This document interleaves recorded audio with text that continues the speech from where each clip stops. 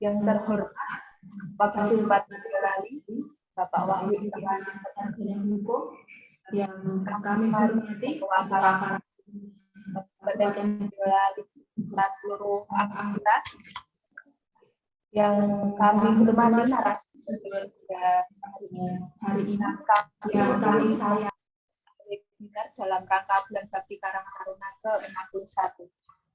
Puji syukur senantiasa kita panjatkan kehadirat Allah, Tuhan Yang Maha Esa, karena atas limpahan rahmat-Nya pada pagi hari ini kita bisa bergabung dalam acara webinar dengan tema peran Karang Taruna dalam pengembangan UMKM di era digital.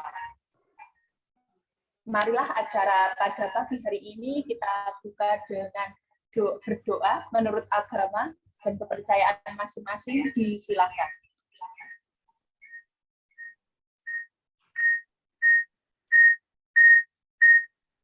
Cukup. Untuk acara selanjutnya, menyanyikan lagu Indonesia Raya dilanjutkan dengan Mars Karang Taruna. Semua peserta dimohon untuk berdiri.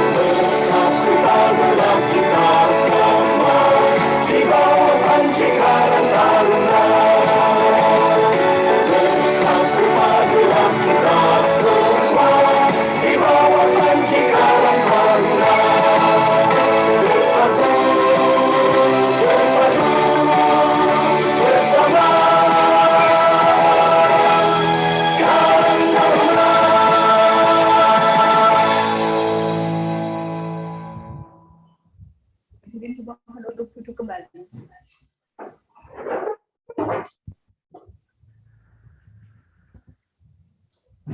Untuk acara selanjutnya, mari kita dengarkan sambutan Bupati Boyolali. Wakil Bupati Boyolali, Bapak Wahyu Irawan Sarjana Hukum, dipersilakan.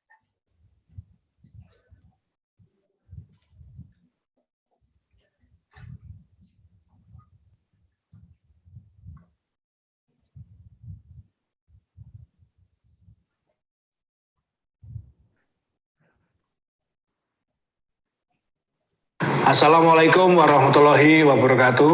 Saya Wahyu Irawan, Wakil Bupati Boyolali, mengucapkan selamat ulang tahun Karang Taruna ke-61. Sebagai generasi muda, Karang Taruna harus bisa menjadi pelopor dalam inovasi dan kreativitas untuk pengembangan UMKM. Tetap semangat, konsisten berkarya untuk bangsa. Salam metal, melangkah bersama, menata bersama, penuh totalitas. Salam Aditya Karya Mahatva Yoda. Wassalamualaikum warahmatullahi wabarakatuh.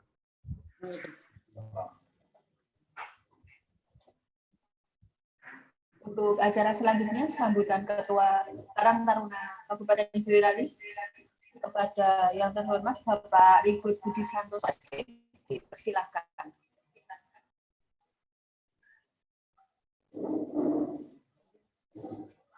Atau yang mewakili? Ya, terima kasih Pak Radik. Kepada Ibu,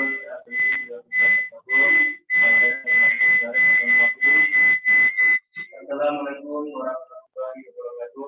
Waalaikumsalam warahmatullahi wabarakatuh. Yang terhormat Bapak Wakil Bupati Boyolali, yang kami hormati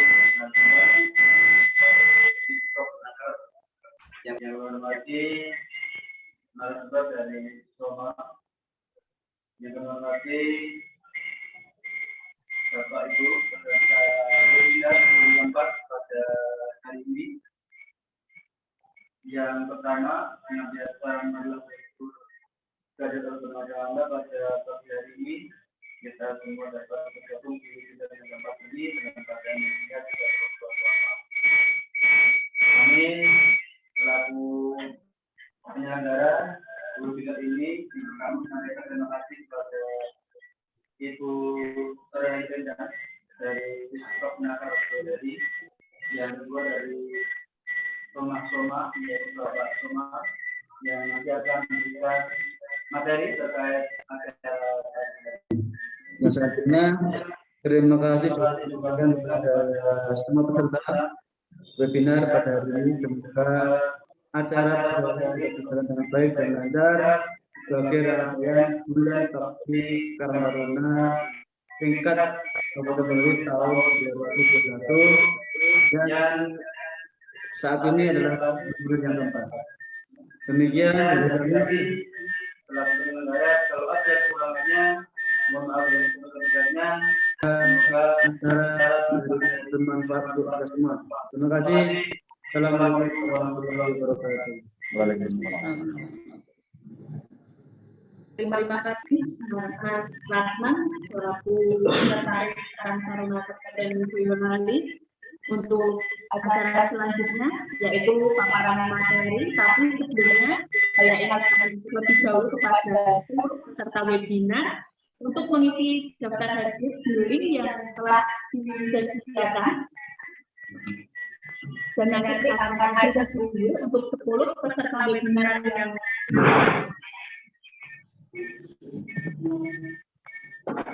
untuk paparan materi dengan tema peran Karang Taruna dalam pengembangan UMKM di era digital akan dimoderator oleh Saudara Taufik Sarjana Sosial.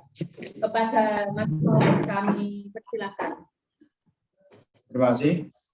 Assalamualaikum warahmatullahi wabarakatuh. Salam sejahtera buat kita semuanya. Selamat pagi, menjelang siang.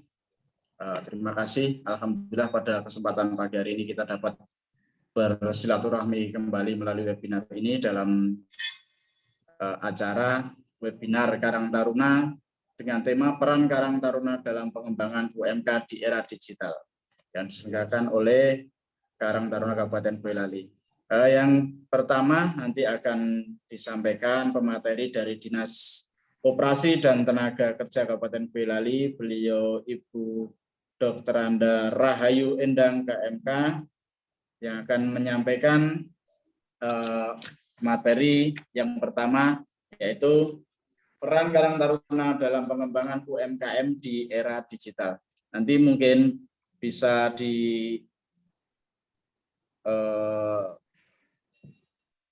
simak oleh teman-teman semuanya apa yang akan disampaikan, nanti bisa dipahami bagaimana materi tersebut. Mudah-mudahan bisa bermanfaat buat kita semuanya. Waktu dan tempat kami persilakan beliau Ibu Endang. Terima kasih. Terima kasih. Assalamualaikum warahmatullahi wabarakatuh. Waalaikumsalam warahmatullahi wabarakatuh. Dengar ya. Kami hormati Bapak Wakil Bupati, yang kami hormati Ketua Karang Taruna dan narasumber yang lain yang saya hormati, dan tidak lupa juga adik-adik Karang Taruna beserta sobat-sobat UKM. Selamat kenal, selamat pagi, dan semua mudah-mudahan diberi kesehatan dan kenikmatan, dan pada siang hari ini kita diberi kelancaran. Amin. Adik-adik pemuda-pemudi Karang Taruna dan sobat UKM, kami akan menyampaikan tentang peran Karang Taruna di era dalam pengembangan UMKM di era digitalisasi. Adik-adik yang saya banggakan, memang untuk Karang Taruna ini sangat berperan terhadap pengembangan UMKM yang mana pada kelompok Karang Taruna ini bisa memberikan pemikiran atau membantu untuk menangani masalah-masalah yang ada di lingkungan masyarakat. Terutama ini pemuda yang memberikan pemahaman, mampu memberikan ide, mampu memberikan gagasan, dan mampu menjawab semua yang memberikan solusi terhadap masalah kebutuhan yang dihadapi masyarakat. Karang Taruna ini suatu organisasi yang mana di dalam masyarakat bisa mengapresiasi atau mengaplur dirinya melakukan kolaborasi, sehingga Karang Taruna sebagai wadah untuk mengumpulkan aspirasi masyarakat yang menjadi wadah mengumpulkan seluruh pemikiran pemuda yang mengembangkan di kemajuan di desa. Dan untuk kelompok Karang Taruna NETS, ya, untuk Karang Taruna ini di sini bahwa untuk pengembangan kemajuan kesejahteraan masyarakat di desa, untuk pemberdayaan Karang Taruna ini karena seluruh aspek bidang sosial maupun masyarakat memerlukan sumbangsih dari pemuda-pemudi Karang Taruna, sehingga di masyarakat pedesaan ini juga baik di bidang pertanian, perkebunan, ekonomi, pendidikan, kebudayaan, dan wisata berkembang dalam berjalannya waktu.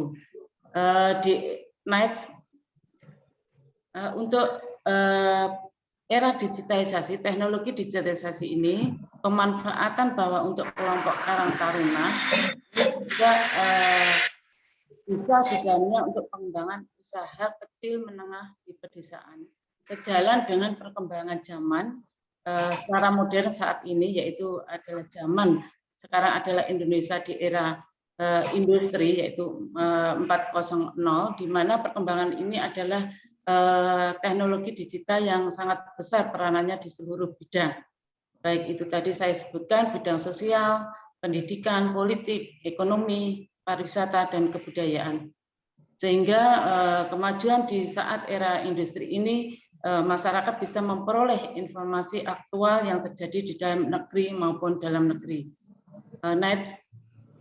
Nah, ini salah satunya informasi untuk pengembangan jangkauan pemasaran ini yang lebih luas sekarang ini lewat digitalisasi. Sehingga di wadah Karang Taruna ini ada potensi yang ada di masyarakat. Mari kita bangkit, ya, artinya bangkit untuk pemuda-pemudi Karang Taruna selama ini dalam masa pandemi. Dalam masa pandemi ini di 2 tahun kemarin kita mengalami pandemi COVID-19, sehingga dalam kegiatan kelompok Karang Taruna ini kurang maksimal. Sehingga mari dalam perkembangan saat ini kita mulai bangkit untuk bisa pemuda-pemudi kita untuk bisa memberikan inovasi atau kegiatan yang ada di masyarakat di pedesaan. Ini salah satunya bagaimanakah untuk pemanfaatan digitalisasi ini, adik-adik. Yang pertama mungkin salah satunya yang saya contohnya di sini adalah kegiatan pembuatan akun Mixat atau marketplace.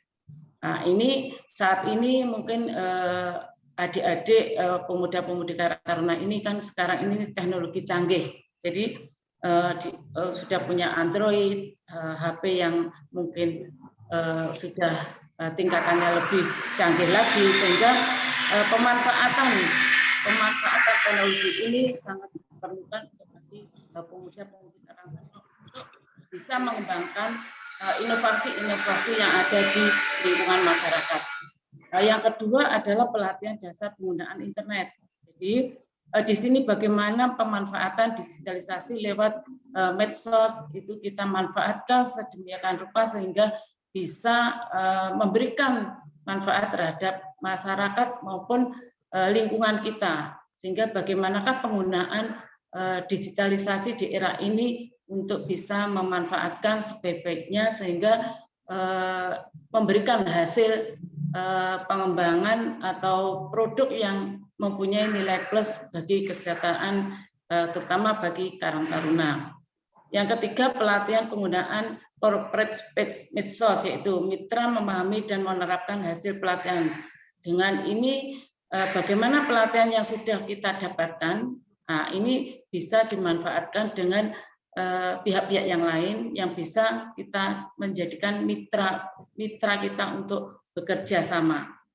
Yang terakhir adalah pelatihan desain, unggahan konten. Ini sangat penting sekali karena apa? Karena pengembangan usaha yang ada di kelompok Karang Taruna, mungkin ada usaha yang mana dicontohkan di sini usaha sangat yang kami ketahui itu Karang Taruna ini yang pertama ada kegiatan, mungkin ada kegiatan sayuran organik. Ini ada kelompok yang kemarin saya ketahui yang ada di Karanggeneng itu dia juga mempunyai kegiatan yang berkolaborasi dengan pemerintah desa, sehingga terintegrasi antara pemerintah desa dengan Karang Taruna ini mempunyai integritas, artinya mempunyai kolaborasi kerjasama di mana kegiatan Karang Taruna ini disupport oleh pemerintah desa.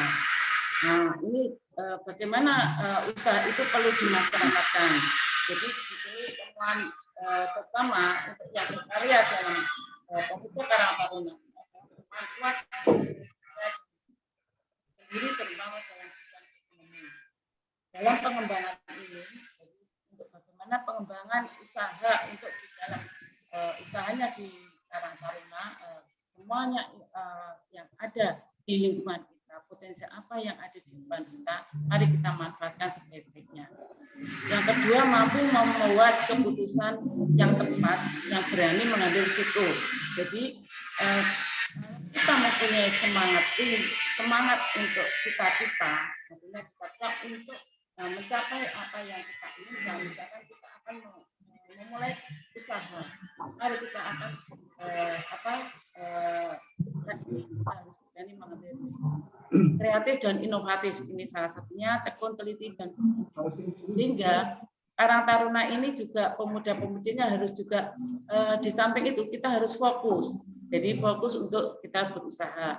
Artinya bahwa usaha itu kita konsekuen, artinya komitmen terhadap usaha yang akan kita buat. Sehingga masalah kendala-kendala yang dihadapi harus kita berani menanggung risiko maupun kita harus berani maju, karena dengan adanya kita mencoba jangan sampai kita berputus asa, sehingga mencoba itu nanti akan ada hasilnya. Nah, termasuk kita berkarya, bersemangat, kebersamaan, etika bisnis dan yang sehat. Next, mungkin yang terakhir ini ada 9 tip untuk kita bagaimana usaha itu kita wujudkan. Yang pertama adalah tentukan produk. Jadi adik-adik pemuda maupun sobat UKM yang pertama ini, mari kita apabila kita akan fokus, maka tentukan ada produk apa yang kita akan usaha sebagai untuk kegiatan di mana nanti usaha itu mempunyai nilai plus dan kita juga melihat peluang pasar.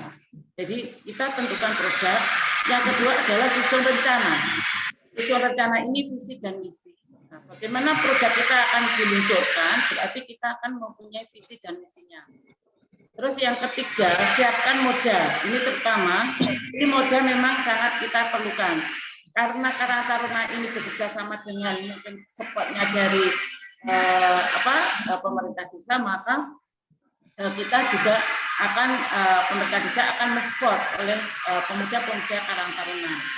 Yang keempat adalah rajin mencatat. Artinya dalam suatu kita menciptakan produk itu juga kita harus rajin yang dikeluarkan itu harus kita catat. Jangan takut gagal. Tadi sudah saya sampaikan, jangan kita berputus asa. Terus mencoba.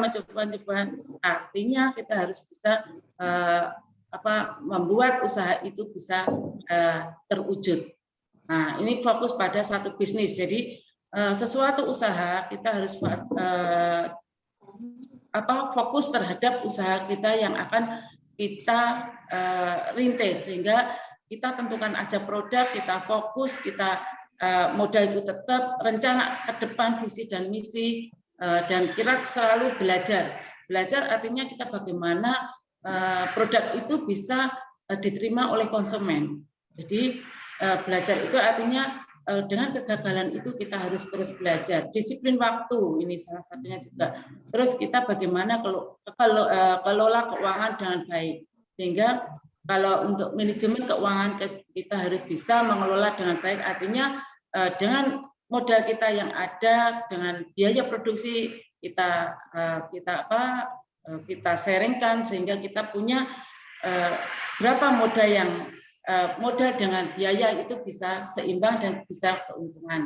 Nah, ini bagaimana untuk strategi pemasaran? Mungkin adik-adik pemuda atau sobat UKM, mungkin bagaimana strategi pemasaran online ini? Salah satunya adalah konten marketing. Nah, ini salah satunya adalah erat dengan desain, pesan yang disampaikan. Jadi apabila kalau kita sudah mempunyai produk kita upload di marketplace atau kita upload di Facebook maupun Instagram, maka kita belajar untuk Google Business School. Jadi di Google Business School nanti produk itu kita foto bagaimana foto produk itu sebagai penyampaian terhadap konsumen. Jadi artinya kita harus juga membuat konten marketing. Salah satunya. Kedua adalah digital promosi. Jadi promosi ini juga sangat penting karena di media medsos itu ternyata ini produk itu bagus dengan kemasan bagus, dengan menarik, dengan kalimat yang konsumen itu akan tertarik oleh brandnya. Ya, ini brand sangat diperlukan oleh usaha atau pengusaha, ya, artinya UKM, pelaku UKM atau mungkin pemuda-pemudi Karang Taruna. Jadi brand itu sangat penting untuk dikenal oleh masyarakat. Jadi apabila kita akan masuk ke medsos, kita harus juga siap. Jadi siap di medsos itu bagaimana foto produknya, bagaimana kontennya, bagaimana produk itu bisa menarik oleh konsumen. Yang ketiga adalah social media integration. Itu adalah bahwa usaha itu kita bukan kita sendiri, ya. Jadi medsos itu memang ada sosial terhadap masyarakat antara Facebook dan Instagram. Jadi kita harus bisa bersosialisasi terhadap pelaku, artinya bukan pelaku, ya, yang ada di Instagram maupun Facebook. Jadi teman-teman yang mungkin akan pesan dan lain sebagainya untuk bisa membeli, untuk jual beli, itu kita harus bisa memberikan sosial terhadap konsumen dan pengusaha, artinya pengusaha itu menjalin hubungan yang baik. Lanjut Mbak. Nah, ini Yang keempat adalah metrik ini, salah satunya fitur atau Instagram ketika mengubah akun biasa menjadi akun bisnis. Nah ini salah satunya adalah untuk mengetahui aktivitas sejauh mana interaksi terhadap profil produk yang disampaikan. Jadi harus bisa mempunyai komunikasi antara produk kita dengan konsumen sehingga produk kita itu bisa memberikan memberikan komunikasi terhadap konsumen. Jadi bagaimana situs terhadap produk konsumen itu. Yang kelima adalah pengukuran evaluasi. Di sini kegiatan yang digunakan untuk mengukur sejauh mana peresapan yang dilakukan tepat sasaran. Selain itu kegiatan itu juga mengukur elemen metrik sehingga pengaruh terhadap antara evaluasi yang digunakan untuk mendapatkan input maupun masukan, perbaikan, pengembangan metode ini bisa dilakukan. Jadi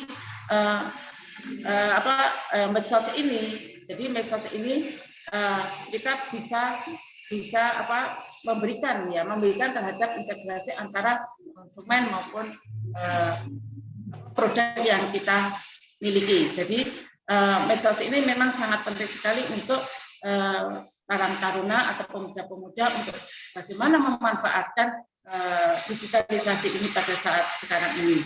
Selain itu, saya akan di luar ini juga ya Pak. Jadi Ibu Bapak untuk pelaku sobat UKM, jadi kami juga menginformasikan bahwa kalau kita sudah mempunyai produk, maka kita akan melegalkan produk itu, melegalisasikan bahwa produk itu harus punya izin, ya, punya izin sehingga izin itu sekarang itu kita dimudahkan dengan adanya Undang-Undang Nomor 11 Cipta Kerja 2020 yang mana ini ya sedikit aja ini jadi kalau sudah punya produk ya saya akan memberikan kalau sudah punya produk dan itu sudah beredar dan sebagainya perlu adanya legalitas. Jadi legalitasnya adalah nomor induk berusaha yang berbasis RBA. Saat ini memang suatu kelompok karang taruna mungkin akan mempunyai produk kuliner. Mungkin ada produk yang beraneka macam, aneka keripik, ada yang organik, itu harus ada punya brand dan harus diizinkan, artinya di legalitas untuk produk tersebut. Jadi itu salah satu kewajiban ya Pak ya, adik-adik atau pelaku UKM sobat kita kewajiban untuk wajib untuk memproses nomor induk berusaha. Saat ini adalah proses nomor induk berusaha ini dengan adanya PP 7 kemudian untuk perlindungan perizinan, maka produk yang akan kita edarkan maka kita harus punya nomor induk berusaha yang berbasis RBA. Ini salah satunya yang program kita yang saat ini harus bisa disosialisasikan karena hal ini sangat penting sekali karena untuk pengembangan berikutnya untuk kita akan melegalkan PIRT maupun halal nanti kedepannya kan seperti itu. Jadi mungkin itu salah satunya kami dari program kami bahwa untuk NIB ini sangat penting sekali. Mungkin pemuda-pemudi maupun sobat UKM ini untuk legalitas usaha ini perlu diproses karena itu kemudahan. Itu bisa proses dibuka aja di Google Map untuk aplikasi OSS. Kita bisa masuk. Jadi kita perizinan itu bisa dimudahkan. Mungkin itu ya Mbak Resti, mungkin adik-adik Karang Taruna maupun sobat UKM apa yang kami sampaikan mungkin nanti kita bisa diskusikan. Mungkin itu yang bisa saya sampaikan, nanti kita diskusi, jadi saling kita mengisi apa kendala yang dihadapi pada saat ini. Mungkin itu yang bisa saya sampaikan dan mungkin bisa diteruskan oleh narasumber yang lain. Nanti kita bisa diskusikan. Mungkin ada yang kata-kata yang kurang saya berkenan, saya mohon maaf. Billahi taufiq wal hidayah. Wassalamualaikum warahmatullahi wabarakatuh. Waalaikumsalam warahmatullahi wabarakatuh. Terima kasih sekali. Tadi sudah disampaikan materi dari beliau, Ibu Dr. Anda Endang Rahayu, KMM, dari Dinas Koperasi dan Tenaga Kerja Kabupaten Boyolali, yang sangat menarik sekali materinya. Itu akan sedikit kami review. Di antaranya adalah bahwa Karang Taruna memberikan pemikiran atau ide-ide gagasan yang yang dihadapi oleh masyarakat melalui UMKM. Karang Taruna menjadi wadah sebagai pemikiran muda sampai di tingkat desa. Peran serta Karang Taruna merupakan sumbangsih pemikiran buat kita semuanya. Sekarang di era digital, pengembangan UMKM, era industri, penguasaan teknologi, maka kita dituntut untuk bisa mengikuti di era teknologi tersebut untuk penggunaan internet ataupun yang lain untuk kemajuan UMKM kita ini. Adapun tadi ada sedikit istilahnya apa yang menjadi semangat yang perlu dimusyawarahkan, yang perlu disampaikan oleh Karang Taruna ataupun rekan-rekan semuanya untuk kemajuan UMKM, yaitu melalui kemampuan, kemauan, kreatif, inovatif, tekun, berkarya yang pasti tetap semangat, dan tidak lupa etika yang sehat dalam berbisnis. Tadi juga sudah disampaikan beliau Bu Endang tips-tips jitu yang sangat bagus sekali, yaitu yang pertama menentukan produk, menyusun rencana, menyiapkan modal, rajin mencatat, jangan takut gagal yang pasti, dan tips belajar, dipilih waktu yang tepat, tak kelola keuangan dengan baik. Nah, itulah cara memanage yang baik mungkin untuk dilakukan teman-teman semuanya. Sedikit lagi kami sampaikan dalam tadi ada konten marketing digital, promotion melalui medsos, yang tentunya sekarang sudah era digital. Jadi kita tidak asing lagi dengan yang namanya media sosial menjadi sarana promosi ataupun marketing. Kita bisa menggunakan sosial media menjadi bahan untuk mensosialisasikan produk ataupun memasarkan produk. Itu bisa diakses melalui marketplace, ada Facebook yang berintegrasi dengan Instagram, mungkin didesain yang sangat menarik. Setelah itu baru kita pelajari lagi, kita tolak ukur kita sampai seberapa. Dan jangan takut gagal, yang pasti teman-teman semuanya. Alhamdulillah untuk di Boyolali ini kita untuk izin tadi sudah disampaikan beliau Bu Endang, melalui perizinan sangat mudah sekali. Tadi ada Undang-Undang Nomor 11 Cipta Kerja, dan di Boyolali alhamdulillah dari dulu sudah dicanangkan bahwa Boyolali pro investasi. Itu mulai mudah dilakukan melalui Google. Nanti ada bisa melakukan. Mungkin itu sedikit review dari kami. Bisa dicatat teman-teman, nanti kalau ada pertanyaan ataupun masukan atau ada yang perlu disampaikan, kita kasih kesempatan mungkin nanti saja pertanyaan. Mungkin akan kami lanjutkan untuk pemateri yang kedua, yaitu dari Mas Muhammad Soma Pariyadi, yang nanti akan menyampaikan materi UMKM naik kelas, kemiskinan terberantas. Nah, mudah-mudahan ini akan menjawab apa yang menjadi permasalahan buat teman-teman semuanya, bagaimana nanti pengalaman dan trik-trik dari beliau Mas Muhammad Soma. Mungkin menghemat waktu dan tempat, kami persilahkan. Baik, sudah bisa terdengar suara saya? Siap. Baik, Assalamualaikum warahmatullahi wabarakatuh. Waalaikumsalam warahmatullahi wabarakatuh. Selamat pagi.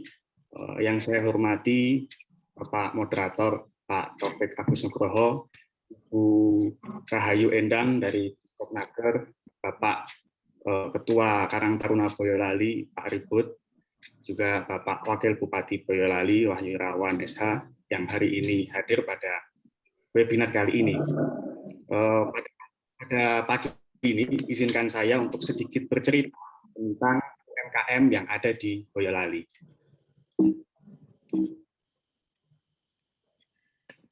Baik, saya adalah owner dari Sofah Marwah Group, yang merupakan induk dari berbagai anak perusahaan yang berpengalaman dalam bidang ekspor impor, properti, teknik, stock transfer, pendidikan, pangan, angkutan, pengadaan barang, media, bus pariwisata hingga tour and travel.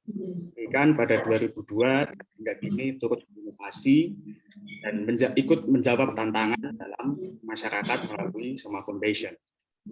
Selain itu, saya juga adalah owner dari restoran Omah Brum yang ada di Pulisen, Boyolali. Di gambar ini, Omah Brum kita bisa lihat dapat digunakan sebagai ikon baru Boyolali, karena saya memiliki gagasan bahwa di Boyolali, apalagi di Soloraya, konsep pernikahan dengan konsep intimate wedding dan dengan konsep outdoor belum banyak yang ada. Apalagi di Boyolali, kami menjadi satu-satunya pionir pernikahan dengan konsep outdoor dan intimate wedding. Selain itu, di bagian kanan itu adalah produk kami, yaitu salah satu produk spesial kami, yaitu olahan kalkun, karena kami mengolah beberapa olahan kalkun menjadi berbagai hidangan spesial lainnya. Kali ini saya akan mengajak Bapak Ibu untuk teman-teman juga untuk ikut jalan-jalan ke Boyolali, untuk ikut menelisik betapa menariknya UMKM yang ada di Boyolali. Nah, gambar yang ada di depan Bapak Ibu sekalian, mungkin Bapak Ibu tidak akan pernah menyangka bahwa minuman itu adalah dibuat dari bahan-bahan sushi. Sushi yang di Jepang dimakan, di Boyolali dijadikan minuman. Dan bahannya 100% sama. Dibuat menggunakan wasabi, dibuat menggunakan nori, dan olahan lainnya. Kenapa? Karena di Boyolali tidak cuma susu, sushi juga bisa diminum. Nah, cerita tentang ini nanti akan saya ceritakan selanjutnya. Baik, kita akan membahas tentang UMKM dan peluang-peluangnya yang ada di Boyolali. Sebelum kita membahas lebih lanjut, saya harus memberi sedikit insight bahwa di UMKM ada beberapa tanda kutip musuh. Yang pertama adalah kemiskinan. Berdasarkan data dari Badan Pusat Statistik Boyolali 2021, ketika pandemi ini, angka kemiskinan di Boyolali muncul di angka 10,18%. Artinya, 1 dari 10 orang di Boyolali hidup dalam kemiskinan. Inilah misi sebetulnya yang akan diemban UMKM. Bagaimana menekan angka 10,18% ini menjadi rendah dengan upaya penggerakan UMKM yang ada di Boyolali. Yang selanjutnya adalah ketidakterampilan. Di Boyolali, kita mengetahui banyak sekali bahan mentah yang belum bisa diolah dengan baik karena kita tidak memiliki soft skill maupun hard skill untuk mengolah itu. Beberapa hari yang lalu, saya mendapat cerita bahwa warga di Taman Sari, pecahan dari Ampel, menanam biji kopi dan daun teh di depan rumah mereka selama beberapa tahun. Ketika awal pandemi, selama 2 tahun ini, mereka menanam biji kopi dan biji teh di depan rumah mereka. Namun mereka memiliki kendala. Mereka bisa menanam, tapi mereka tidak bisa mengolah. Nah, timbul masalah di sini. Bahan mentah ada, tapi kita tidak punya kemampuan, tidak punya keterampilan untuk mengolah itu. Akhirnya saya diceritakan oleh salah seorang kawan saya yang juga aktif dalam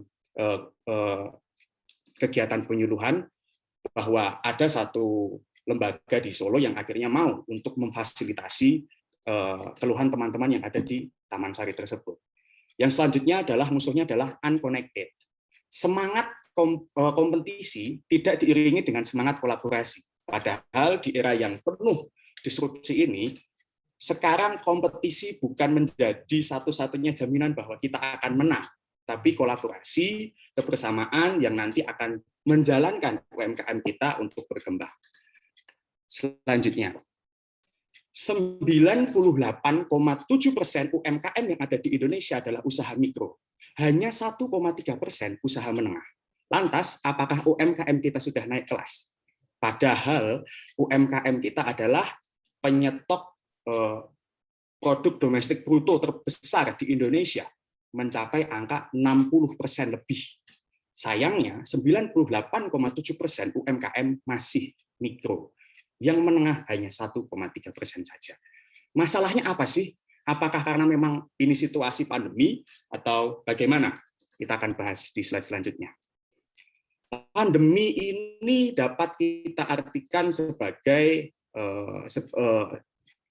festival untuk menyemai ide sebetulnya. Makanya kenapa saya di slide tersebut saya mengutip COVID begitu ya. Bahwa pandemi ini berpengaruh pada disrupsi bentuk dan gaya bisnis. Bentuk bisnis yang dahulu bisa dilakukan secara tatap muka, hari ini harus dilakukan secara tatap layar. Orang untuk beli jauh-jauh, pengalaman kita misal, kita check out Shopee misal, kita nggak harus pergi ke Cina untuk membeli produk dari Cina. Kita tinggal mengakses Shopee, kita tinggal mengakses Alibaba, produk dari Cina sudah datang ke tangan kita, ke Boyolali, dalam waktu tidak sampai 1 minggu. Itu adalah disrupsi bentuk dan gaya bisnis. Gaya bisnis pun juga turut berubah.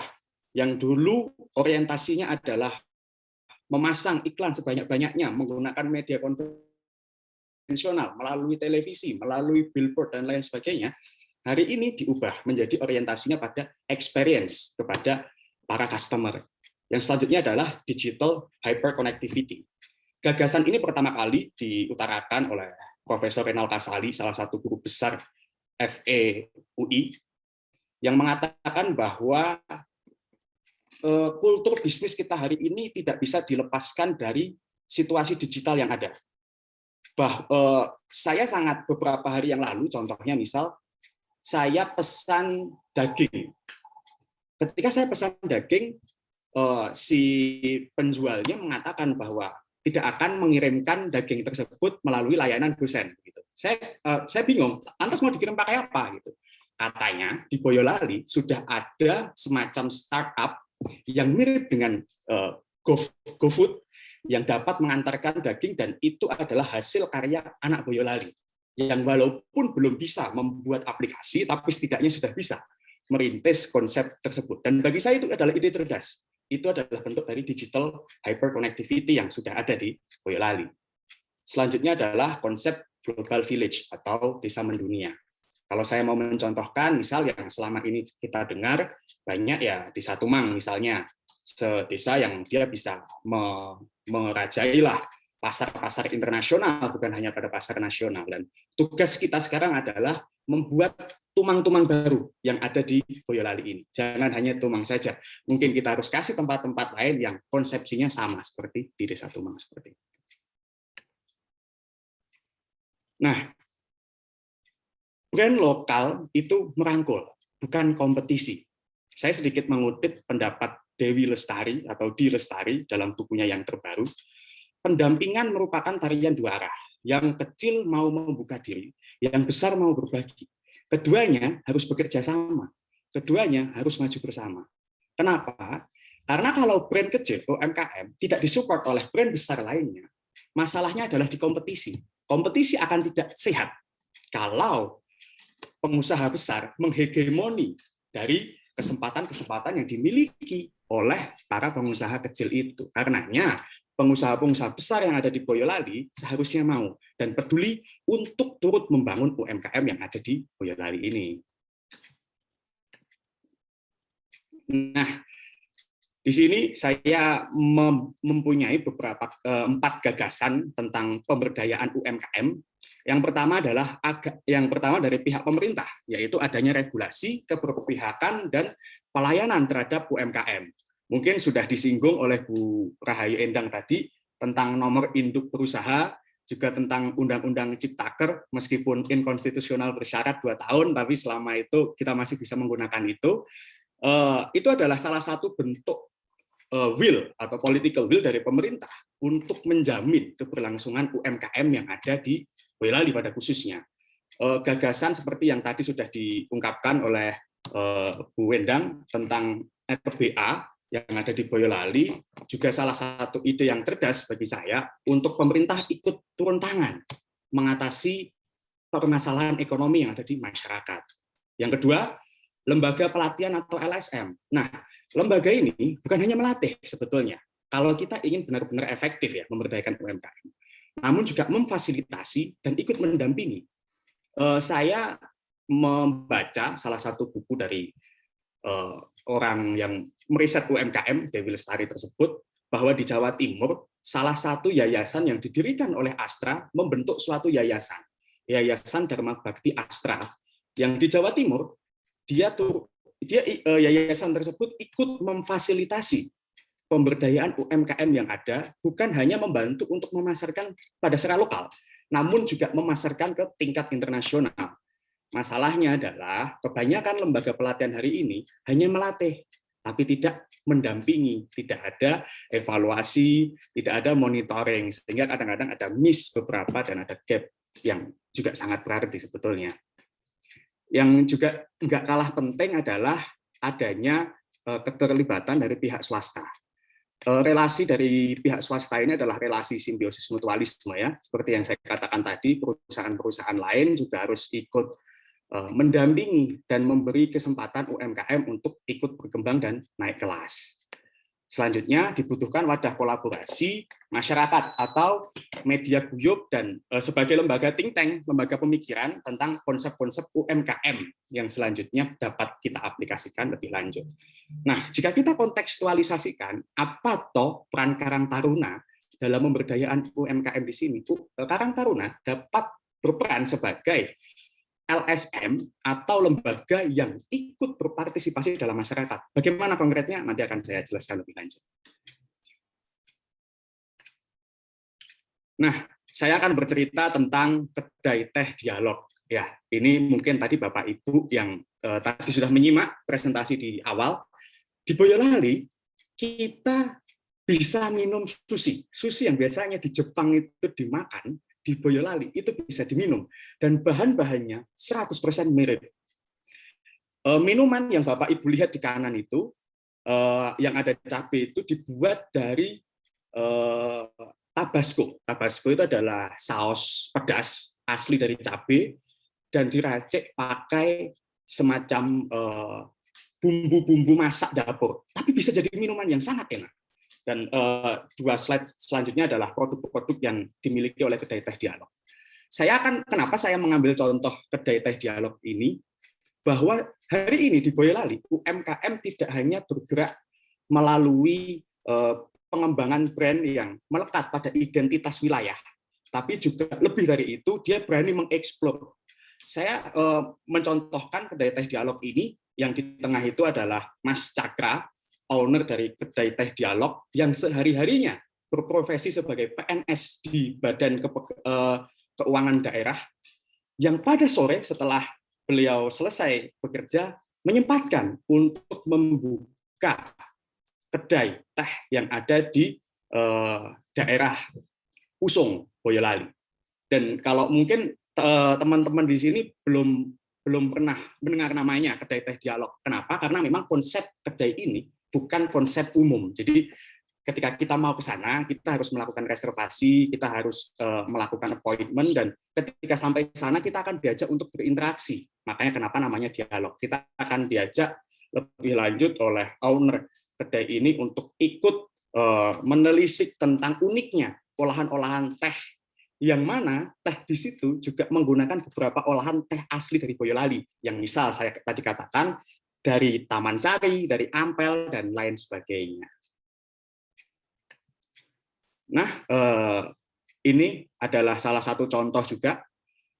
Beberapa waktu yang lalu, saya pergi ke Indomaret, dan saya agak semacam kaget, dan senang juga, agak bangga juga, ketika produk UMKM kita sudah bisa naik kelas, bisa masuk ke Indomaret, gitu ya. Yang kiri ini adalah produk UMKM yang dipajang di Indomaret, di gerai Indomaret dengan tulisan produk UMKM keunggulan Kabupaten Boyolali.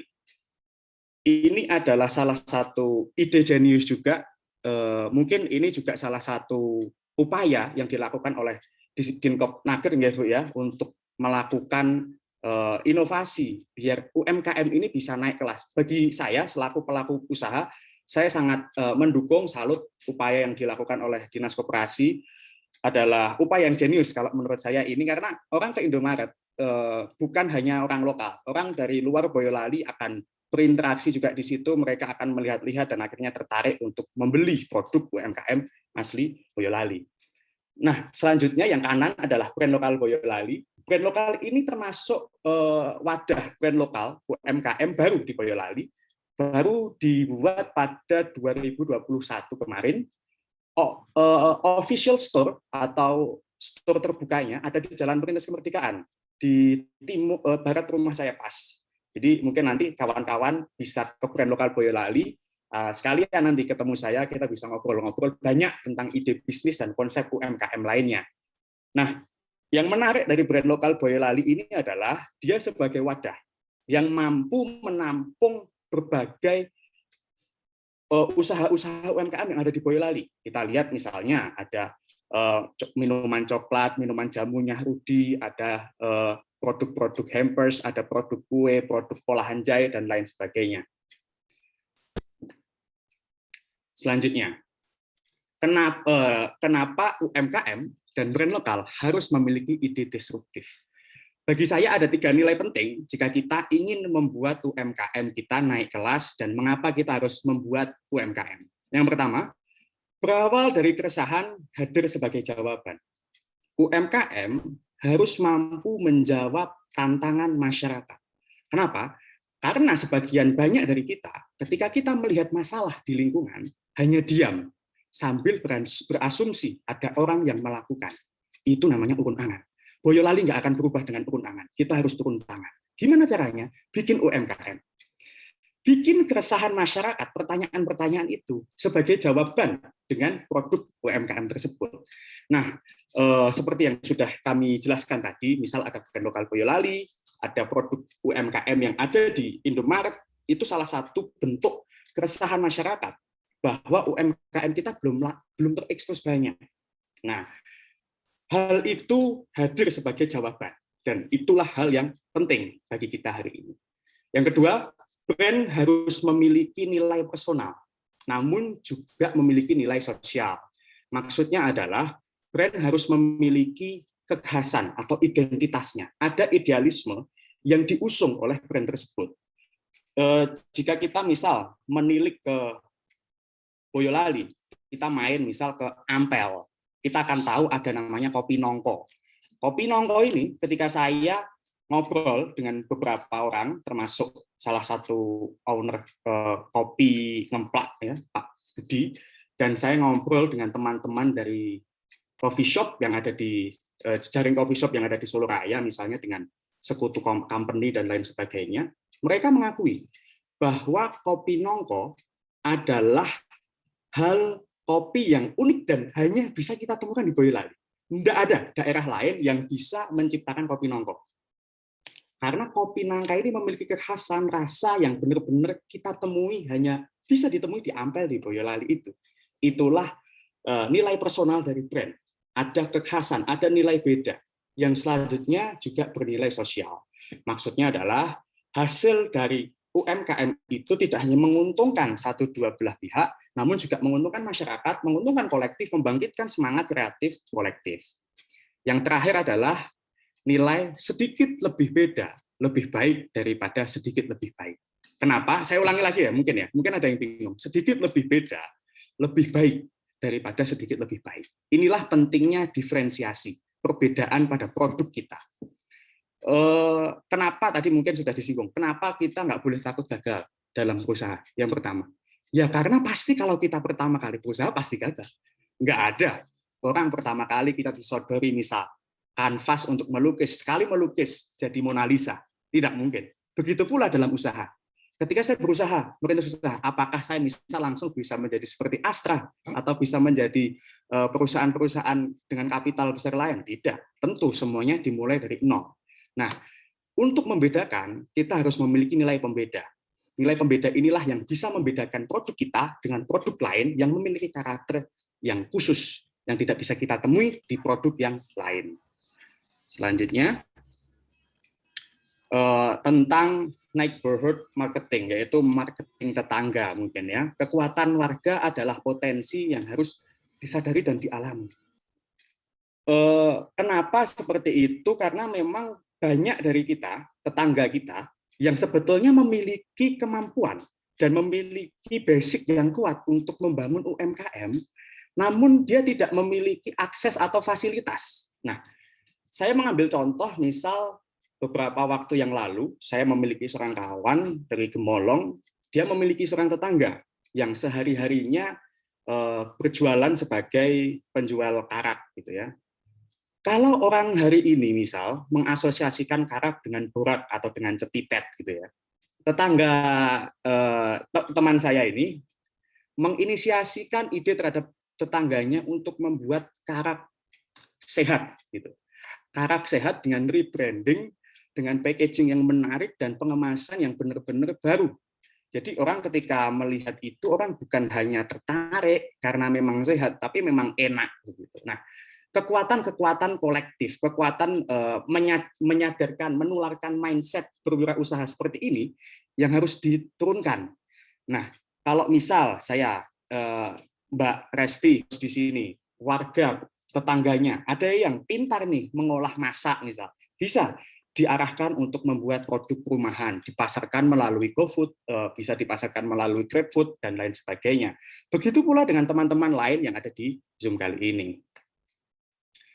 Nah, di sini saya akan pada titik kesimpulan dari webinar saya pada hari ini. UMKM yang berdaya akan memiliki implikasi Boyolali kaya. Karang Taruna harus menjadi agen dalam upaya self-disruptif untuk mengembangkan UMKM di Boyolali. Kenapa harus self-disruptif? Kalau kita tidak mengubah pola bisnis kita menjadi pola bisnis digital, kita yang akan digerus zaman. Makanya kenapa dalam bisnis juga berlaku teori Charles Darwin tentang bukan siapa yang pandai paling kuat, tapi siapa yang paling adaptif untuk merespon perubahan. Begitu pula dengan usaha, dengan UMKM. UMKM jangan cuma didiamkan di dalam rumah. Jangan hanya stop di offline store. Kita harus ekspansi. Kita harus membuat berbagai inovasi dengan menghubungkannya dengan marketplace yang ada, dan kita publikasikan. Hari ini Boyolali punya market yang sangat luar biasa. Kalau saya ngomong untuk media promosi misal, saya di Omah Brum dan pernah beberapa kali sebelumnya dengan Tour and Travel, kami ada NRA Tour and Travel untuk haji dan umroh.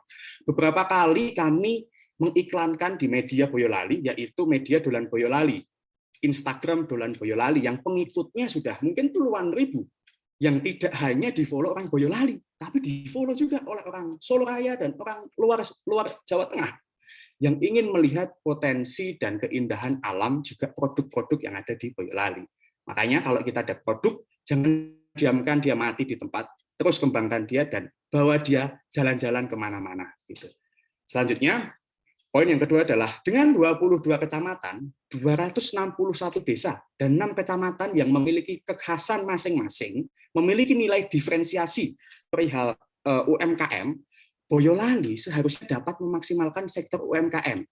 Ini kenapa? Untuk menekan angka kemiskinan kita, yang hari ini di angka 10,18%. Selain tugas pemerintah, mengentaskan kemiskinan adalah tanggung jawab kolektif kita sebagai masyarakat dan sebagai Karang Taruna pada khususnya untuk ikut mengentaskan ini. Karena bagaimanapun keadilan sosial merupakan janji kemerdekaan yang harus kita perjuangkan sampai detik ini. Nah, Karang Taruna memiliki kans, memiliki kesempatan untuk menjadi agent of change tersebut. Saya tidak bisa membayangkan betapa misalnya 261 tambah 6 kecamatan, ada 267 desa yang ada di Boyolali memiliki UMKM masing-masing, begitu ya, yang jumlahnya 267. Itu desa dan kelurahan. Mohon maaf saya salah tulis kecamatan, yang benar adalah kelurahan yang 6 itu. Dengan 267 UMKM yang ada di Boyolali yang setiap kelurahan memiliki, saya tidak akan membayangkan, pasti kemiskinan akan turun lebih dari setengah. Pasti saya bisa menjamin lebih dari 5% turunnya. Karena itu untuk turut membangun Boyolali, turut turun tangan, jangan hanya berpangku tangan. Karena tugas kita adalah sebagai Karang Taruna ikut guyup rukun sengkuyung membantu tugas pemerintah, ikut menata bersama penuh totalitas, salam metal dan lain sebagainya itu tadi ya. Nah, itulah kesimpulan yang saya sampaikan pada webinar kali ini, dan untuk referensi teman-teman semuanya bisa membaca 4 buku ini yang saya nilai sangat baik. Saya membaca ini beberapa kali dan sampai detik ini masih terngiang-ngiang substansinya karena sangat menarik, karena kita harus mampu belajar, pelaku usaha jangan hanya diributkan dengan urusan bisnis administrasi saja. Pelaku usaha juga harus mau belajar, harus mau baca buku, harus diskusi, harus mengembangkan pengetahuan. Bisnis harus berkembang dan bisnis harus dapat dilakukan dengan cara yang sangat-sangat dinamis, karena kita harus mau belajar. Kita harus mau ikut seminar, kita harus mau ikut lokakarya, walaupun itu jauh, itu adalah pengalaman, itu adalah experience yang tidak akan dapat kita lakukan jika kita hanya diam pusing mengurusi bisnis internal. Nah, terima kasih untuk teman-teman yang ingin mengontak saya, ada email saya muhammadsoma21@gmail dengan nomor telepon dan IG yang tertera. Begitu cerita saya tentang UMKM yang ada di Boyolali. Akhir kata saya mengajak teman-teman semua untuk sekali lagi jangan hanya berpangku tangan ketika melihat ada masalah di depan kita. Itu urun angan dan kita tidak bisa mengubah Boyolali menjadi lebih baik jika kita hanya urun angan. Kita harus turun tangan, kita harus membangun Boyolali mulai dari diri kita dan mulai menggerakkan lingkungan dan masyarakat kita. Begitu. Assalamualaikum warahmatullahi wabarakatuh. Waalaikumsalam. Ya. Terima kasih. Tadi sangat menarik.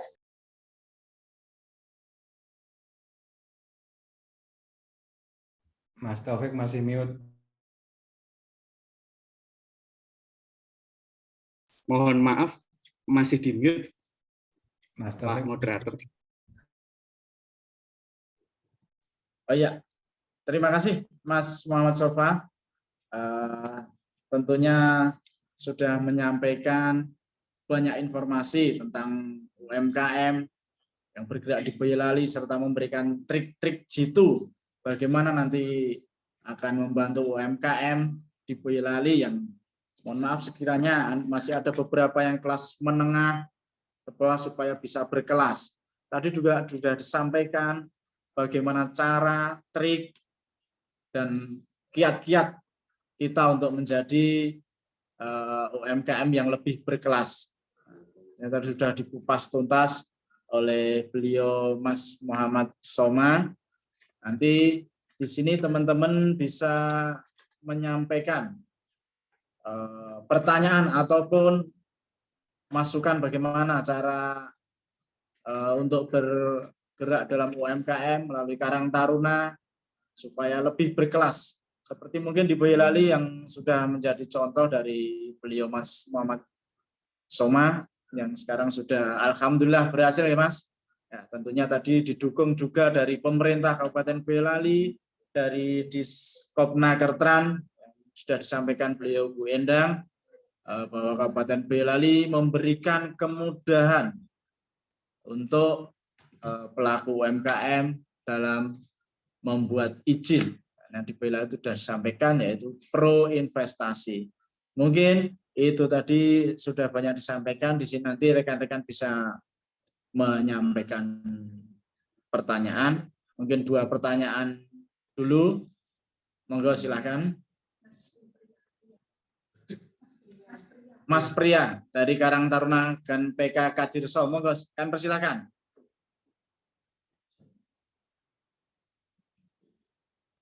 Mas Priya bisa connect. Halo Mas Priya. Halo, Mas Taufik. Ya, oke. Baik, terima kasih Mas waktunya. Assalamualaikum warahmatullahi wabarakatuh. Waalaikumsalam warahmatullahi wabarakatuh. Ya, mohon maaf ini dari beberapa kali webinar saya sangat tertarik sekali dengan selalu ingin bertanya. Karena memang kami butuh sekali wawasan di webinar yang sekarang ini menjadi satu momen yang mungkin belum pernah kita dapatkan, bahwa Karang Taruna tidak hanya berkecimpung dalam sebuah organisasi, tapi banyak wawasan yang harus kita dalami. Langsung saja untuk yang pertama, ada pertanyaan mungkin agak sedikit panjang, tertuju kepada Dr. Anda Endang dari Dinas Koperasi dan Ketenagakerjaan. Tadi disampaikan beberapa perihal terkait dengan perizinan, kemudian harus meminta Karang Taruna berperan dan lain sebagainya. Secara kami juga melihat dari teman-teman Karang Taruna di sekitaran kita, terutama di Kader sendiri, sebenarnya potensi banyak sekali. Teman-teman terutama di era milenial ini, teman-teman dengan generasi milenial ini, mereka sangat berpotensi sekali dari berbagai bidang, terutama terkait dengan marketplace,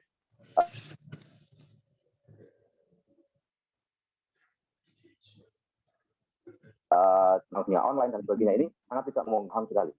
Namun yang kami tanyakan, ketika pemerintah bisa memberikan akses jalan untuk bisa menjembatani bagaimana bisa mewadahi potensi teman-teman ini. Kami ingin tahu sebenarnya apakah hanya dengan cara marketplace atau dengan cara berjualan online lah, katakanlah seperti itu.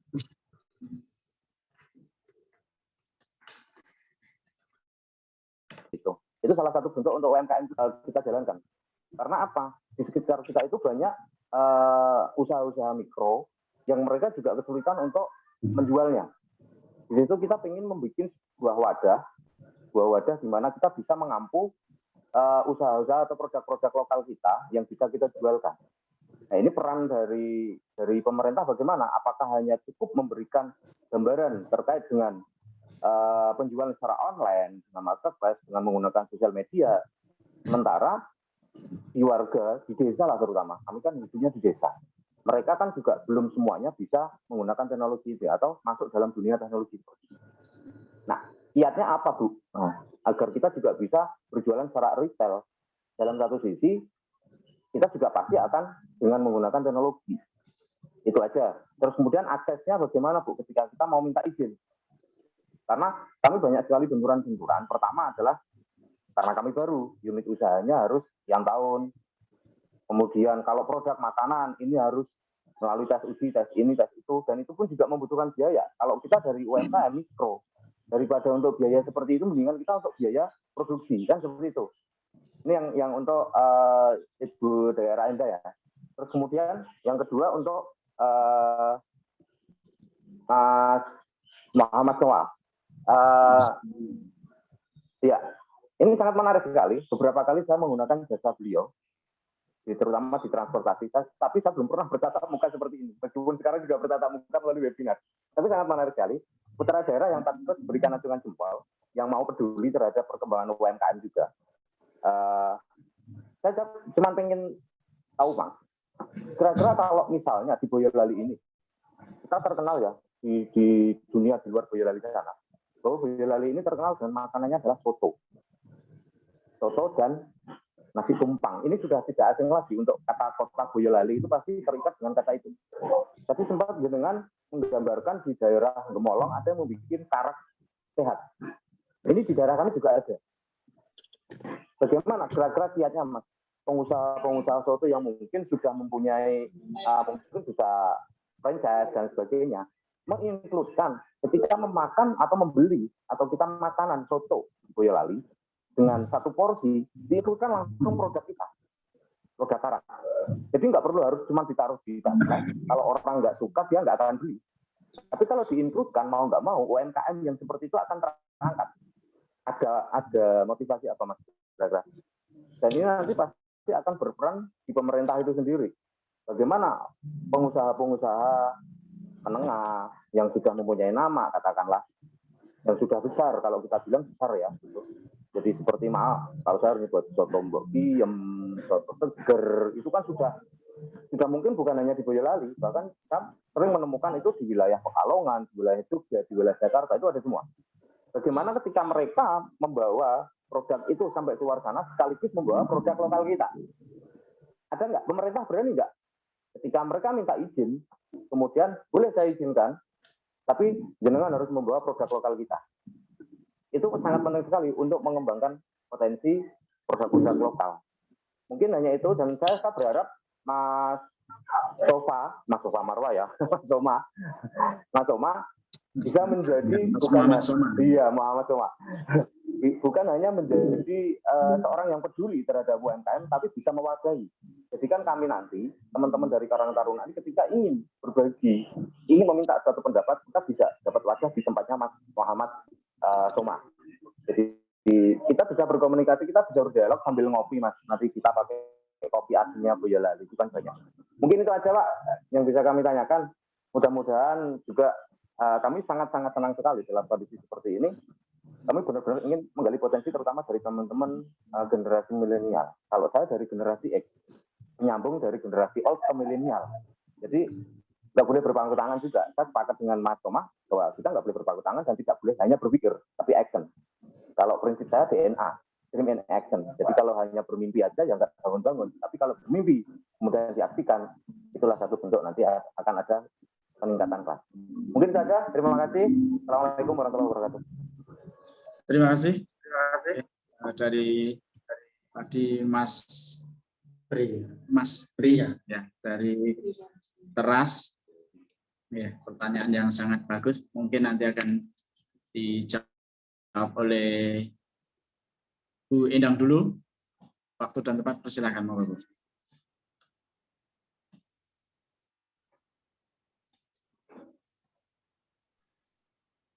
Terima kasih. Untuk pertanyaan yang pertama yang ditujukan kepada saya, Assalamualaikum Pak Pri, terima kasih atas pertanyaan ini. Kami akan menyampaikan bahwa pertanyaan yang ini tadi masalah ini ya, bagaimana Karang Taruna ini untuk marketplace maupun offline-nya. Jadi di sini dalam pemerintah di sini bahwasanya untuk produk-produk kita sebetulnya ada program-program, Pak. Jadi ada program-program untuk pelayanan, pertamanya adalah untuk perizinan. Perizinan ini kita juga ada fasilitasi. Jadi untuk perizinan terutama untuk yang paling wajib ini ya, paling wajib ini adalah NIB, Pak, nomor induk berusaha, yang mana sekarang itu berbasis RBA. Itu sangat mudah sekali untuk kita mengakses, Pak. Jadi kita tidak perlu ke perizinan atau ke mungkin di yang lain. Kita sudah ada aplikasinya, Pak. Jadi kita mengaplikasi aplikasi, kita lihat aja, kita buka Google OSS RBA. Jadi kita buka, kita upload produk apa yang kita akan dilegalkan. Mungkin produk makanan, jasa, dan sebagainya, itu bisa dimasukkan. Cuman kita apabila ada kendala, maka kita ada pendamping, Pak. Jadi kita selalu mendampingi, jadi kemudahan ini ada peluang saat ini, sehingga gunakanlah sebaik-baiknya. Jadi jangan sampai UKM atau pelaku-pelaku yang lain itu merasa saya kok nggak bisa, mungkin ada kendalanya dan sebagainya. Kita dapat mendampingi. Artinya setiap saat kalau ada permasalahan maka kita akan mendampingi, Pak. Dan selain itu juga ada program pelatihan-pelatihan, di mana nanti di tahun ke depan nanti juga ada pelatihan online marketing dan branding. Jadi online packaging dan branding, Pak. Maaf. Jadi nanti ada pelatihan-pelatihan sehingga di desa-desa itu atau Karang Taruna itu dengan adanya program di pemerintahan, maka nanti kita siap untuk menampung untuk pelatihan dan sebagainya, program-program yang mana nanti bisa aksesnya bisa akan lebih luas. Untuk kemarin juga ada mitra dengan yang dikatakan tadi Mas Soma, yang tadi dengan mitra Indomaret. Kita juga berusaha bagaimana produk itu dengan kualitas yang bagus, dengan legalitas yang ada. Mungkin itu nanti produk kalau sudah NIB maka dia sudah ada PIRT-nya dengan syarat-syarat yang ditentukan oleh mitra tersebut. Jadi kayak buyer itu dia juga menginginkan bahwa produk kita itu harus bisa mempunyai izin legal.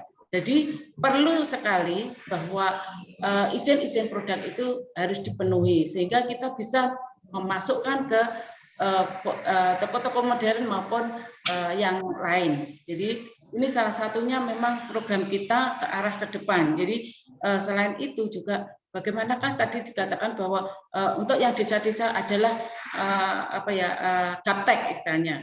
Nah, ini gaptek ini kita juga perlu memang ada pendampingan juga, Pak. Jadi gaptek ini misalkan bagaimana Karang Taruna ini terutama peran serta Karang Taruna kepada masyarakat, Pak.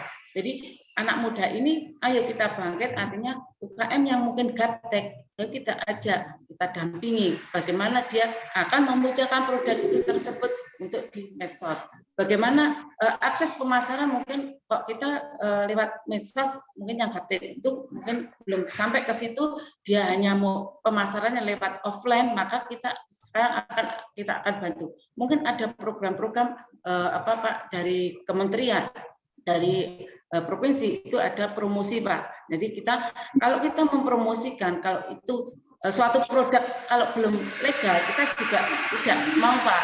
Artinya memang produk itu harus mempunyai legalitas yang sesuai dengan standar yang diinginkan oleh konsumen. Untuk pemasaran mungkin siaplah untuk pemasaran kita harus mempunyai wadah. Jadi wadah di mana mungkin dari Karang Taruna kita wadahi sebagai kelompok yang mana bisa memasarkan. Artinya memasarkan wadah di mana itu nanti dikelola ditampung oleh Karang Taruna yang proses dalam bentuk pemasarannya. Itu juga salah satu inovasi yang mana di desa itu artinya yang tadi dikatakan gaptek itu bisa merekrut Karang Taruna ini untuk bisa menampung untuk pemasaran. Dari program-program yang kita sampaikan, selain pelatihan Pak, kita juga selain pelatihan kita juga adakan kemitraan juga, ada kemarin juga kita ada fasilitasi halal, ada fasilitasi PIET yang gratis tanpa biaya. Jadi kami kemarin dari di tahun 2021 kami juga dengan kerjasama dengan Dinas Kesehatan kita juga memfasilitasi 100 PIET Pak. Itu juga dari anggaran dari Bapak Bupati, sehingga kami selalu mengapresiasi untuk pelaku-pelaku UKM untuk bisa maju berkembang untuk kedepannya. Jadi kami selalu memberikan fasilitasi, memberikan kegiatan-kegiatan yang mana di desa maupun Karang Taruna butuh akan hal program-program tersebut. Mungkin itu Pak yang kami jawaban dari saya. Mungkin ada lagi mungkin ada kendala atau mungkin nanti kita bisa diskusikan lagi. Mungkin itu Bapak Pak Priyono, Pak Priyo yang kami sampaikan. Terima kasih. Assalamualaikum warahmatullahi wabarakatuh. Waalaikumsalam warahmatullahi wabarakatuh. Terima kasih. Itu tadi sudah disampaikan panjang lebar dari Ibu Rahayu Endang dari Kopnaker dan tentang apa yang ditanyakan oleh Mas Pria dari Kecamatan Teras. Mudah-mudahan bisa sedikit memberikan jawaban dari apa yang menjadi unek-unek panjenengan tadi.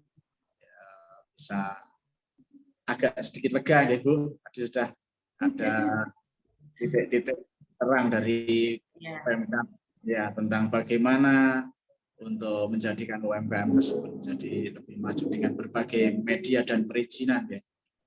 Mungkin untuk pertanyaan selanjutnya Mas Muhammad Soma yang akan menjawab. Monggo Mas, silakan. Baik, terima kasih. Ini sebelumnya saya buat Pak, terima kasih sudah selalu menggunakan Somatrans ya berarti ya. Terima kasih sudah menggunakan layanan kami. Saya jawab, kalau kita memberi contoh misal soto, yang menjadi pertanyaan adalah apakah kita memiliki jejaring yang berhubungan dengan owner perusahaan tersebut. Nah, saya akan bercerita misal soto seger Haja Fatimah yang dimiliki oleh Haja Fatimah dan Pak Boy misal. Di samping kasir kita akan melihat ada produk UMKM Boyolali. Yang bisa kita lihat misalnya ada jajanan pasar, ada gandos gimbal, itu produk UMKM Boyolali yang diproduksi oleh Roti Mbah Lomo yang sudah legend di Boyolali, dan lain sebagainya. Kebetulan kita juga kenal dan akrab menjalin hubungan dengan beberapa pemilik usaha soto misalnya. Ada Pak Marjo, Pak Marsudi, Haja Widodo, bahkan yang paling terbaru di Boyolali beberapa waktu yang lalu ada inovasi baru ini Pak. Soto daging kalkun yang dimiliki oleh Pak Slamet. Jadi itu adalah salah satu mitra kami di Omah Brum. Daging kalkun kami itu juga dibudidayakan di Boyolali.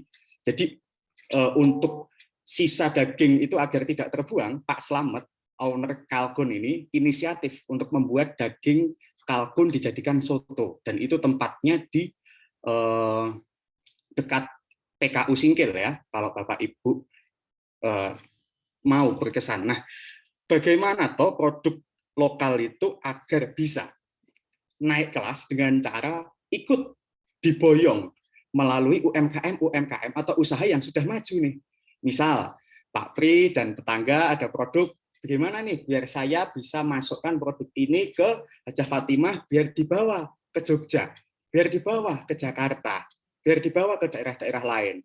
Nah, untuk itu nanti Pak Pri, karena memang saya juga bersahabat dengan owner Hajah Fatimah, nanti mungkin Pak Pri bisa menghubungi WA saya atau teman-teman dari pihak Karang Taruna, WA saya nanti akan saya klik di kolom chat, nanti akan saya hubungkan. Dan mungkin untuk teman-teman Karang Taruna yang ingin difasilitasi untuk berkumpul, untuk sama-sama brainstorming, untuk rapat, untuk kepentingan lain, bisa nanti ke Omah Brem. Untuk teman-teman Karang Taruna, saya kasih khusus lah, ini untuk teman-teman sendiri. Jadi nanti kalau teman-teman ke Omah Brem, dari Karang Taruna saya jamin nanti saya meeting room saya free, nanti untuk pertama kali saya kasih free snack lah untuk teman-teman kalau main nanti ke Omah Brem, nanti bisa kontak saya saja. Untuk Pak Pri tadi yang masalah upgrade UMKM, nanti bisa WA dengan saya, sekalian kita bisa bicarakan nanti di Omah Brem. Jadi biar kita solusi saja, kita langsung masuk pada solusi, kita ketemu dengan teman-teman Karang Taruna, nanti kita ketemu di Omah Brem, nanti kita bahas gimana caranya biar produk itu bisa dibawa ke luar Boyolali. Gitu ya Pak ya? Maten. Iya, ya, keren. Mantap. Terima kasih Pak Loma. Oke. Monggo.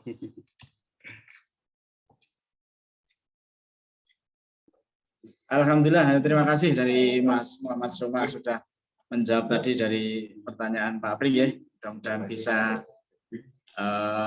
memberikan sedikit lega apa yang menjadi pertanyaan tadi dari Mas Muhammad Soma, sudah sangat terbuka, bahkan memberikan waktu untuk kita bertemu. Oke, itu. Waktu dan terima kasih. Spot. Mungkin untuk kami sampaikan untuk pertanyaan yang kedua dari Saudara Yusuf, Kecamatan Teras, itu yang untuk Mas Soma dan Bu Endah, tentang adakah bantuan UMKM rencana startup dari kabupaten yang khusus memberikan aplikasi tersendiri. Karena di sini disampaikan ada beberapa forum di medsos itu yang masih bercampur baur, yaitu dicontohkan seperti di FJB, forum jual beli Boyolali, masih banyak di situ, ada yang bertaburan dari luar Boyolali yang masih masuk di situ. Mungkin yang dimaksud ada aplikasi khusus yang bisa dibuat untuk mengakses ataupun mengakomodir dari rekan-rekan UMKM Karang Taruna di Boyolali. Itu Bu. Mungkin Mas Yusuf bisa masuk? Atau langsung dijawab aja Bu? Bu Endang, monggo. Matur nuwun. Untuk aplikasi ini untuk penampungan dari beberapa wilayah UKM se-Boyolali, memang kami kemarin pada saat kita ada bantuan BPUM ya kalau nggak salah kemarin itu dari 2 tahun, sudah periode 2 tahun 2020-2021, kami pun ada juga dari Diskopnaker itu aplikasi SMU. Jadi Diskopnaker Go ID, SMU Go ID masuk aja di situ. Di situ memang beberapa UKM yang bisa masuk di situ. Namun memang untuk aplikasi untuk pemasaran ya, yang tadi dikatakan apakah ada aplikasi yang bisa mewadahi pelaku UKM ini bisa untuk dapat dipasarkan gitu ya, kayaknya tadi gitu, seperti itu. Kalau untuk aplikasinya kita memang step by step. Kemarin masih kita dalam pendataan itu masih kita membuat aplikasi SMU, sehingga untuk tahun berikutnya mungkin ini menjadi masukan ke kita. Jadi kita memang program-program itu memang kita akan ke arahnya ke aplikasi. Namun saat ini kita fokusnya pada data aplikasi SMU. Jadi mungkin nanti perkembangan yang lebih lanjut mungkin ini sebagai saran kami wadahi dan kami nanti akan bicarakan ke tingkat atas. Jadi terima kasih, nanti ini sebagai masukan. Memang kemarin kami fokusnya pada pendataan dulu. Jadi pendataan UMKM yang mana Kabupaten Boyolali ini bisa mengakses di SMU nanti, di mana di aplikasi SMU nanti jadi program-program bantuan, pelatihan dan lain sebagainya. Di situ nanti kita sudah membackgroundkan, jadi memberikan apakah UKM ini sudah mendapatkan bantuan dan sebagainya. Jadi ke arah depannya di tahun ke depannya kita fokusnya di pendataan di aplikasi SMU. Jadi untuk wadah bagaimana pelaku UKM ini tadi dikatakan bahwa wadah UKM bisa diwadahi dalam aplikasi aplikasi untuk pemasaran pemasaran keluar yang bisa sebagai promosi Boyolali. Itu kita belum ke arah ke situ. Jadi mungkin ini masukan juga sangat bagus, nanti ke depannya kita bisa bicarakan kembali. Mungkin itu Pak yang kami sampaikan. Terima kasih. Nggih, Bu Rahayu Endang, matur suwun nggih. Terima kasih Bu Rahayu Endang. Tadi sudah dijawab ya Mas. Berarti ada aplikasi SMU yang bisa diakses langsung melalui Google smu.go. Oh iya. Nanti bisa di situ mungkin bergabung dengan UMKM yang lain di Boyolali ya, bisa kita berselancar di situ juga. Itu mungkin ya, Endang. Mungkin dari Mas Muhammad Soma akan sedikit memberikan masukan ataupun informasi. Monggo, Mas. Oke, saya sedikit saja menambahkan. Kalau untuk aplikasi mungkin sudah ada SMU itu tadi, namun untuk platform marketing tetap yang paling efektif adalah adanya pendampingan atau adanya paguyuban yang menjadi platform kita untuk saling sharing marketing apa yang baik. Kebetulan kita di Omah Brum dan Sofa Marwah Group dengan UMKM yang ada di Boyolali, besok pada bulan Januari atau Februari akan ada pameran UMKM se-Solo Raya yang akan kami kurasi dan akan kami tunjukkan untuk para audiens di Solo Raya. Jika memang kondisi sudah memungkinkan, kemungkinan akan kita laksanakan di bulan Januari atau Februari ini. Nah, itu salah satu upaya kita untuk ikut membimbing tentang marketing, tentang bagaimana memasarkan sebuah produk dengan efektif tersebut.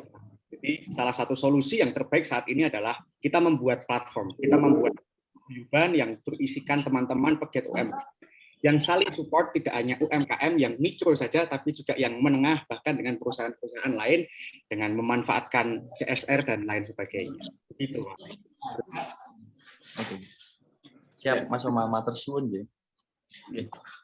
Terima kasih Mas Soma. Tadi sudah sangat terbuka sekali. Mungkin teman-teman di sini sangat bersyukur. Alhamdulillah kita juga ada narasumber yang sangat hebat di Boyolali. Selain ganteng juga ternyata ramah, memberikan kita banyak kesempatan berbagi ilmu kepada kita semuanya. Mudah-mudahan nanti bermanfaat Mas ya buat kita semuanya. Terima kasih. Mungkin ini ada satu pertanyaan lagi yang akan kami akses, yaitu dari Saudara Ahmad Fauzi di Ampel. Untuk Karang Taruna melibatkan banyak UMKM dan usaha saat ini. Nah ini intinya pertanyaan, bagaimana untuk mengakses permodalan untuk UMKM Karang Taruna? Itu bagaimana caranya pengajuan untuk permodalan usaha itu? Ini pertanyaan ditujukan untuk Bu Endang dan Mas Soma, barangkali nanti membagikan triknya. Monggo Bu, dari Bu Endang dulu.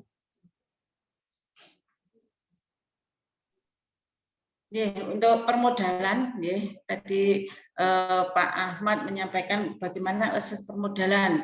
Ini kami juga ada akses permodalan lewat BUMD maupun BUMN.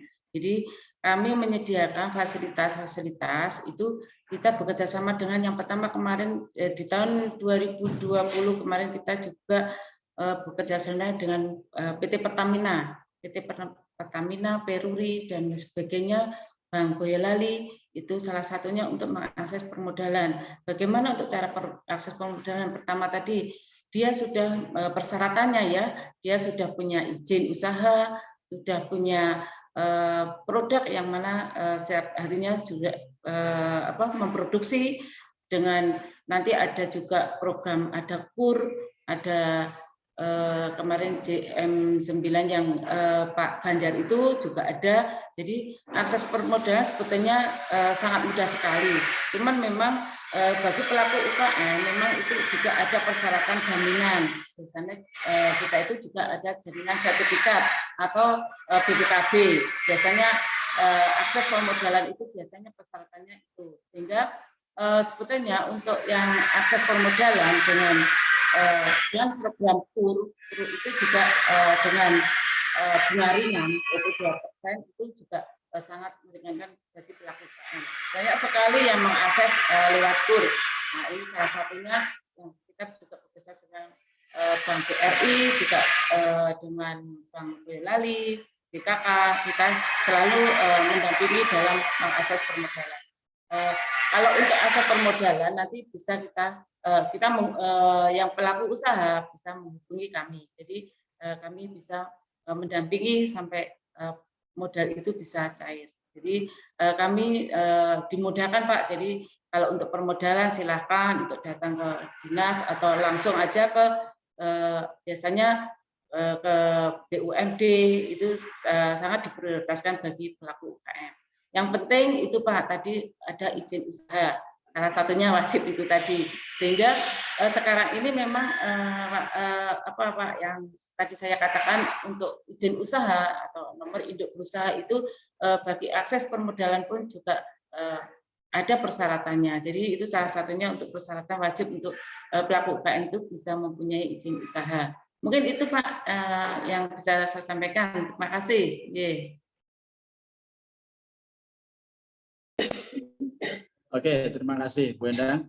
Sudah disampaikan tadi Mas, banyak sekali yang bisa diakses melalui BUMD ataupun BUMN. Yang pasti ada persyaratan yang harus dipenuhi.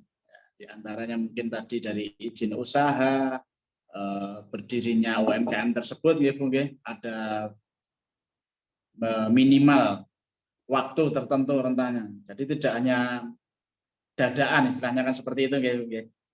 Mungkin Mas Muhammad Soma mau menambahkan? Baik. Sebetulnya untuk bantuan, saya pernah membaca berita pada 2020 di Topnaker pernah memberikan dana hibah kepada per UMKM-nya 2,4 juta Bu ya, dan dibagikan kepada 10.735 UMKM yang ada di Boyolali. Namun angka itu hanya 16,3% dari total UMKM yang ada di Boyolali. Nah, karena memang kalau semuanya dibebankan kepada pemerintah, itu akan terasa berat. Nah, di sini pentingnya Karang Taruna. Karena sekali lagi saya ngomong Boyolali ini, desa dan kelurahan, ada 267.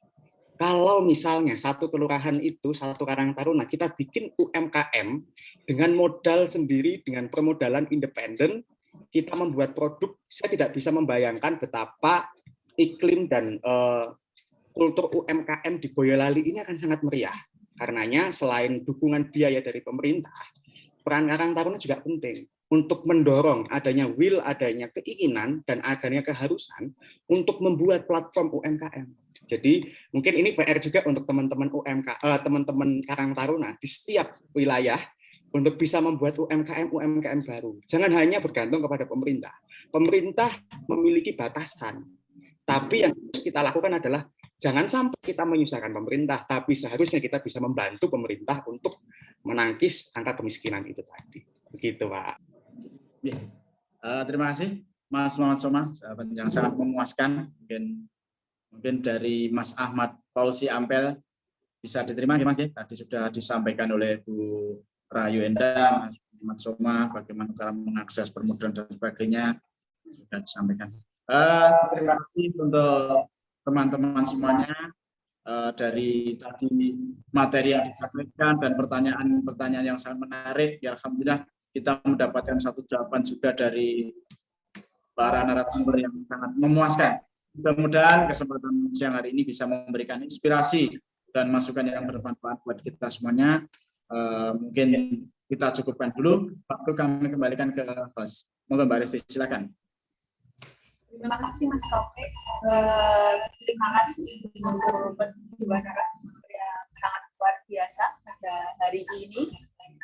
Terima kasih juga kepada teman-teman peserta webinar atas partisipasinya dalam mengikuti acara webinar kali ini yang sangat antusias sekali. Apa yang kita dapatkan pada hari ini dapat bermanfaat. Sebelum acara satu itu, mari kita bersama monggo pose yang paling baik.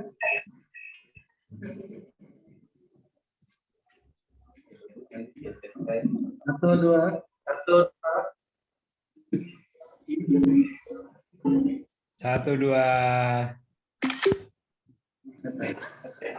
Satu lagi.